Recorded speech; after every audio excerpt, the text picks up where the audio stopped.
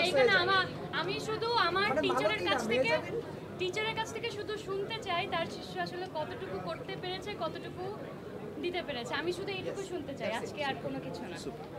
আমি আসলে এই পুরো সময়টা ধরে একটা জিনিসই ভাবছিলাম যে মেহজাবিন কবে এত বড় হয়ে গেল,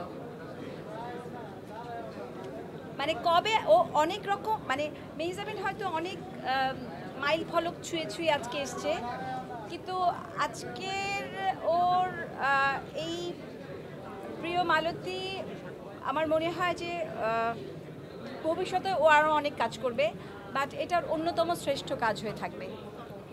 আর আমি যেটা সত্যি আমি এটা ফিল করে বলেছি যে আমি ভাবছিলাম এই মেয়েটা কবে এত বড় হয়ে গেল, কবে এত বড় হয়ে গেল, কবে সে এত পাকা অভিনেত্রী হয়ে গেল।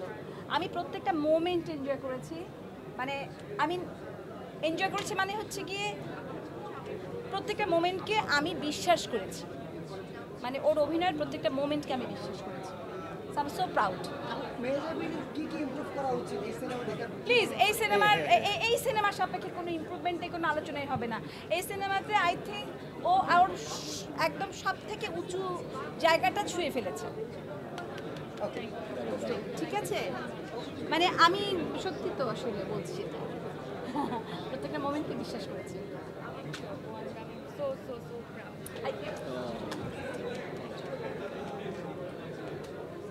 And you, তোমার নাম কি সত্যি সত্যি সম্রাট শাহজাহান? শাহজাহান সম্রাট, okay, very good job, okay. And of course অভিনন্দন প্রিয় মালতীর সবাইকে, অ্যান্ড অভিনন্দন শঙ্খ, যদিও সে এখানে নাই, and all cast and crews. Thank you, bye. Thank you.